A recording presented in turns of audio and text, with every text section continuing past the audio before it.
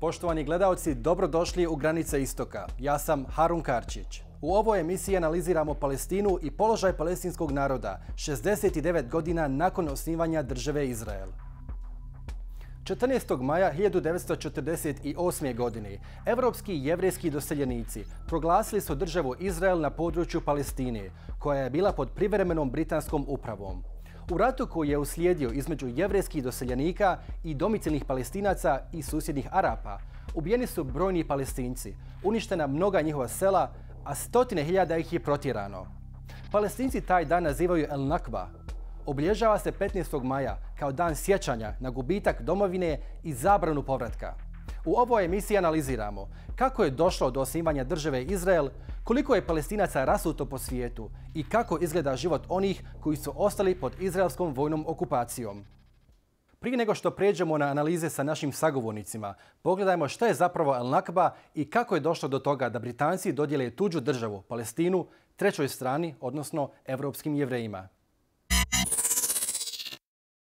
Palestina je država Palestinaca, ali nećete je pronaći na karti. Da bismo pojasnili zbog čega, moramo se vratiti u 1917. godinu, kada je britanska vojska okupirala Palestinu, dotad teritoriju pod osmanskom upravom. Britanci su napisali Balfourvu deklaraciju, koja je podržala cionistički pokret i ohrabrila evropske Jevreje da se presele u Palestinu i osnuju svoju državu na palestinskoj zemlji.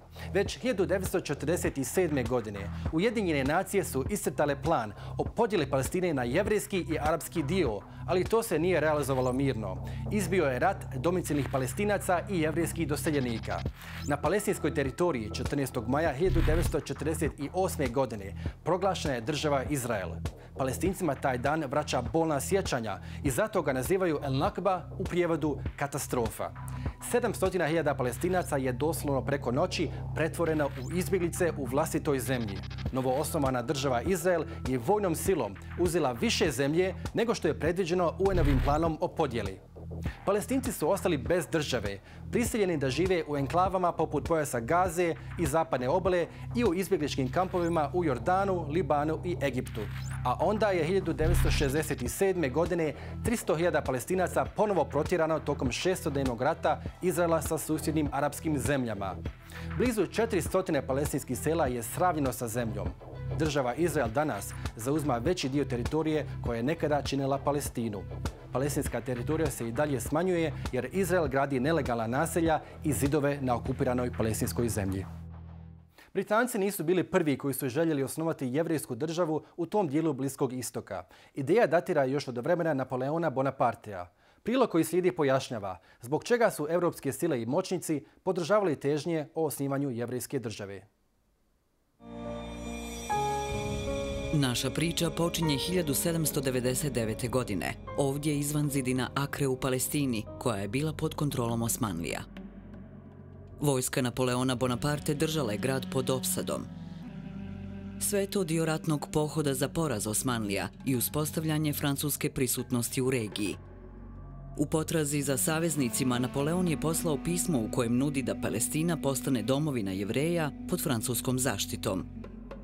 Pozvao je Jevreje da ustanu protiv onih koje naziva njihovim tlačiteljima. Napoleonov poziv javno je objavljen, no na kraju je ipak bio poražen.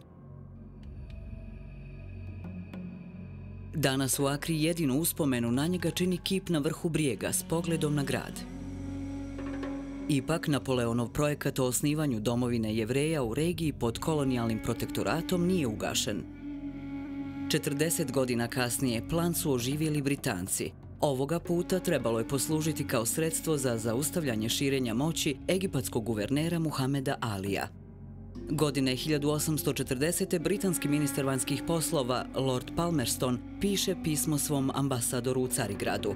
Poziva ga da uvjeri sultana i njegove saradnike da otvore ulaz u Palestinu kako bi se omogućilo useljavanje Jevreja. U to vrijeme procjenjivalo se da u Palestini pod kontrolom Osmanlija nema više od 3000 Jevreja. S vremenom je imigracija Jevreja u Palestinu sve više rasla, a potpomagali su je bogati dobrotvori. Jedan od njih bio je i francuski aristokrata baron Edmund de Rothschild. Počeo je posjećivati Palestinu 1880. godina i postao jedan od vodećih sponzora jevrejske zajednice. potrošio je više od 14 miliona francuskih franaka na podizanje 30 jevrejskih naselja. Najvažnije naselje bio je Rishon-LeZion, osnovan 1882. godine. Danas se posmrtni ostaci barona Rothschilda nalaze u mauzoleju u sjevernom Izraelu. To je popularno mjesto za školske posjete Izraelu, gdje djeca uče o bogatom zaštitniku koji je financijski pomagao izgradnju jevrejskog naselja u Palestini prije više od 100 godina. Godine 1885. austrijski pisac Nathan Birnbaum prvi je skovao izraz cionizam. Izraz je nastao od riječi Sion, jedan od biblijskih imena za Jerusalem. Cionizam je izraz koji je počeo značiti uspostavu jevrejske domovine u Palestini, ali to nisu podržavali svi jevreji. طبعا كان في طائفة يهودية في البلاد تحت الحكم العثماني، بس هذا ما كانوا صهاينة، هم كانوا يهود محليين. أما اليهود اللي أجوا من أوروبا، خصوصا من شرق أوروبا هذيك الوقت في أواخر القرن 19 كان بدهم يبنوا صهيوني يهودي جديد. Austro-ugarski novinar Theodor Herzl napisao je 1896. godine knjigu s nazivom Jevrejska država. Knjiga se smatra jednim od najvažnijih tekstova ranog cionizma. Herzl je predvidio osnivanje buduće nezavisne jevrejske države u 20. stoljeću. Njegov kolega Max Nordau poslao je 2 rabina u Palestinu kako bi istražili kakvi su izgledi da se tamo osnuje jevrejska država. Zaključak njihovog izvještaja bio je sljedeći: mlada je lijepa, ali je već udata za drugog muškarca.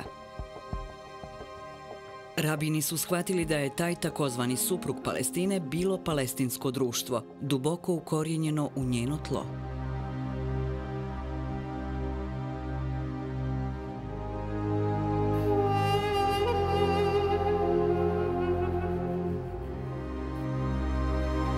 Godine 1897. Herzl zajedno s Birnbaumom i Nordauom saziva prvi cionistički kongres u švicarskom gradu Bazelu. Na kongresu je usvojen program za uspostavu jevrejske domovine u Palestini. إنما هرتزل بدأ يدعو رسميا وعلنا لإقامة هذا الكيان، وثانيا اتصال بدول العالم الكبرى آنذاك في أوروبا بشكل خاص حتى تحمي واحدة منها تحمي هذا الكيان. فهرتزل هو أبو الدولة الصهيونية ما في شك، لكنه ليس مبدع الفكر الصهيوني. هو ما عقد مؤتمر لهذه الدول معا واتفقت الدول على دعمه. هو كان يثير التنافس بين دولة وأخرى، كان يكذب على دولة أنه أنا سأكون معكم إذا أسستم دولة إسرائيل ضد الدول الأخرى، أنا أؤمن مصالحكم على حساب مصالح الدول الأخرى. Idemo do našeg studija u Gazi gdje se nalazi novinar Motasem Ahmed Daloul. Motasem, hello and welcome to our program. Now, Palestinians are commemorating yet another anniversary of Nakba. How significant is this anniversary in the memory of the Palestinian people? Nakba has very significant impacts on the Palestinian people, mainly the refugees. For the first part, or the first thing that Nakba reminds the Palestinian people with the Israeli massacres carried out by the Jewish terrorist gangs and their leaders before the 1948, and remind them that the Israeli occupation state was established on the skulls of their fathers and grandfathers who were killed by the Israeli terrorist gangs. And at the same time, Nakba reminds the Palestinians how much the international community is unjust because the leaders of the terrorist Jewish gangs who killed thousands of Palestinians and displaced hundreds of Palestinian cities, towns, and villages later on became visions of peace, and some of them won Nobel Peace Prizes such as Shimon Peres, Isaac Shamir, Menahem Begin, and some others. Nakba has many difficult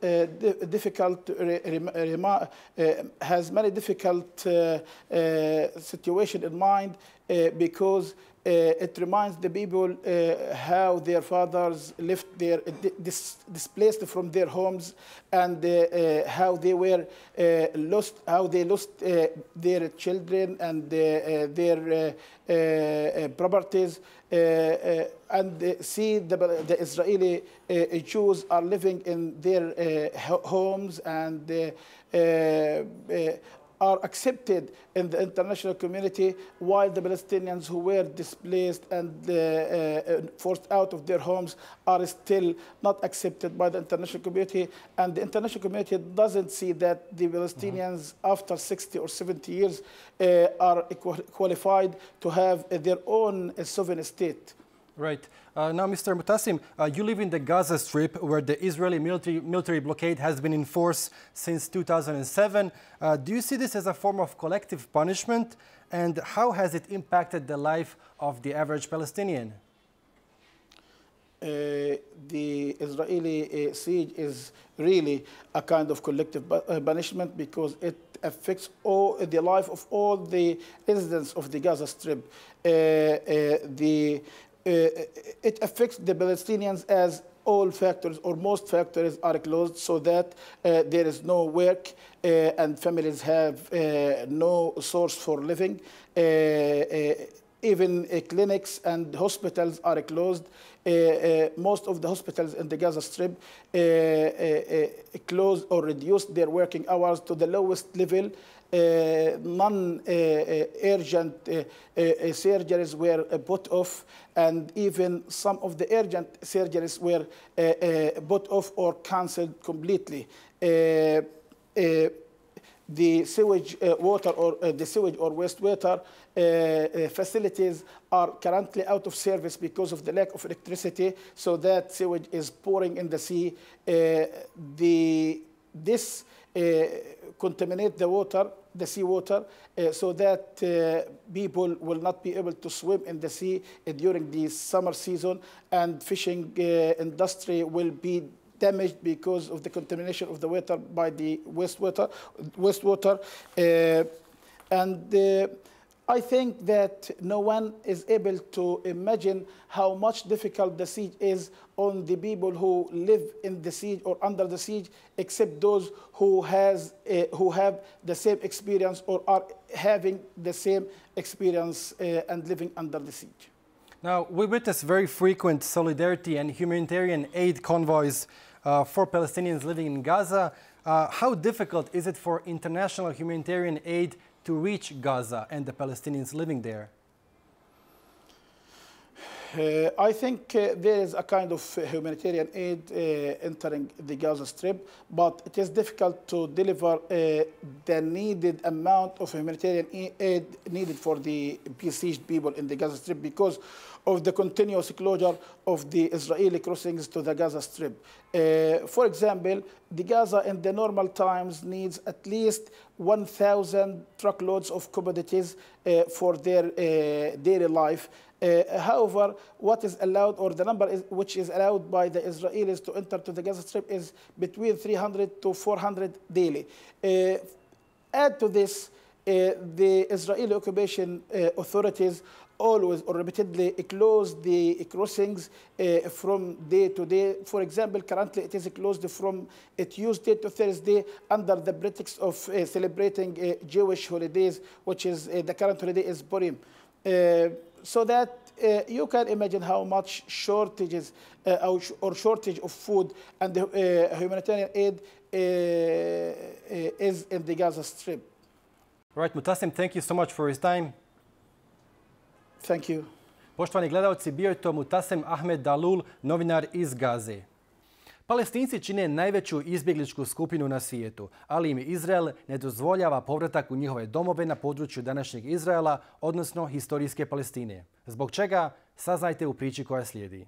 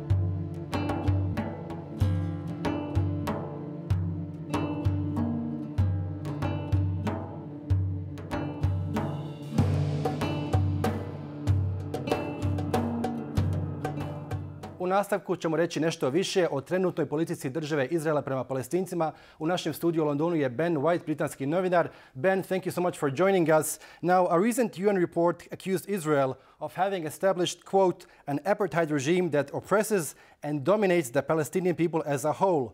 Why is every Israeli government, be it left-winged, center or right-winged, opposed to giving Palestinians their due rights and so intent on subduing them? Look, amazingly, that cross-party rejectionism that you've just referred to, that cross-party Israeli rejectionism of Palestinian rights, the Palestinian right to self-determination, rejectionism of international law too, is something that's often omitted entirely from what we hear from Western policymakers, analysts and journalists. And what we often hear is something more along the lines of, well, in Israel, in Israeli politics, there are leftists and rightists, there are so-called extremists, so-called moderates, or to personalize it, there are people like Netanyahu, and then there's people like, for example, former Prime Minister Yitzhak Rabin. And what that paradigm, omits, or the way in which that paradigm is misleading, is that actually, across the board, as you point out, every Israeli government has rejected Palestinian rights, and at the core of that is ideology, is political ideology. And if you look at, say, for example, the creation of a Palestinian state in the occupied Palestinian territories, the West Bank and the Gaza Strip, no Israeli government has actually committed themselves to a sovereign, independent Palestinian state in the occupied Palestinian territories. Some Israeli leaders have paid lip service to the creation of a state, but of course, what does that mean? What do they mean when they say state? I mean, Rabin, for example, a so-called Israeli dove, not long before he was assassinated, he referred to the goal of the Oslo Accords as being the establishment of a Palestinian entity that is less than a state.